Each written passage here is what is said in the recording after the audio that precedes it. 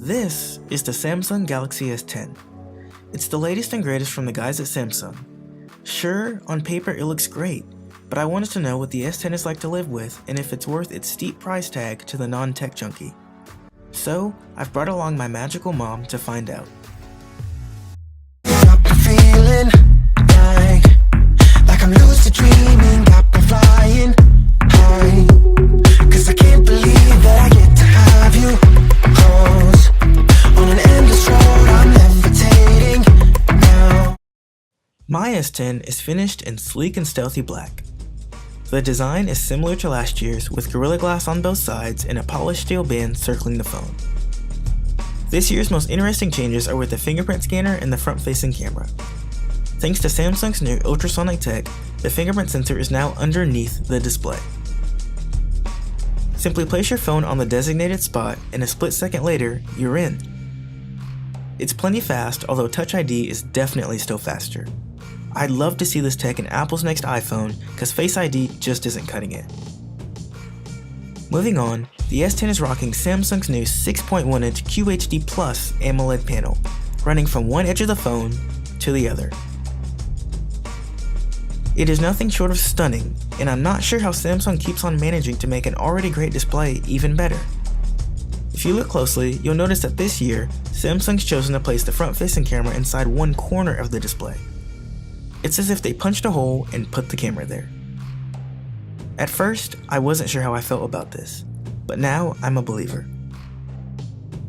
I find the hole punch style display much more immersive than that of a notch, and I think that it's the way to go, at least until tech gets to the point where we can somehow place the camera under the display.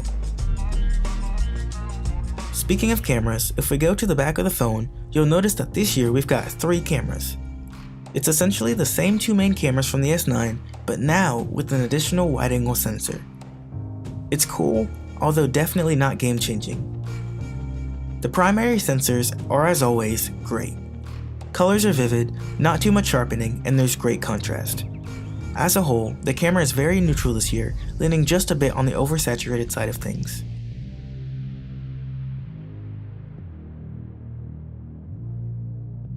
Moving on, we can't review a modern smartphone without mentioning performance. And I'm happy to say, specs this year are indeed better than ever. We've got a Snapdragon 855, anywhere from 8 to 12 GB of RAM, and storage ranging from 128 GB to a whopping 1 TB. Using the S10 is oh so smooth, right on par with my XS Max. Another big improvement this year is in the battery department. The S10 is rocking a 4100 mAh cell. Battery life is, as a result, wonderful. You won't hesitate to get 6 hours of screen on time, and in some use cases over 7 hours. So, depending on how much you use your phone in a day, this could in theory be a 2-day phone.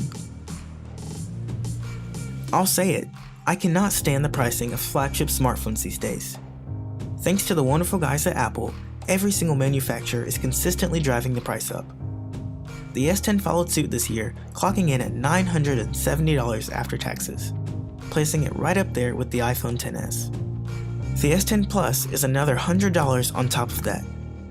That's hard to justify considering that the OnePlus 6T is so much cheaper at just $649 and still a killer phone. Overall, the S10 is one outstanding phone. To summarize, the battery life is a very nice usable bonus, the lack of a notch makes the display feel that much more immersive, and the new location of the fingerprint sensor is also much more intuitive. It is easily the best all-around Android phone on the market right now. If you're looking for a brand new flagship, do not hesitate. It is definitely not just a spec bump. Anyways guys, if you like this video, hit that like button.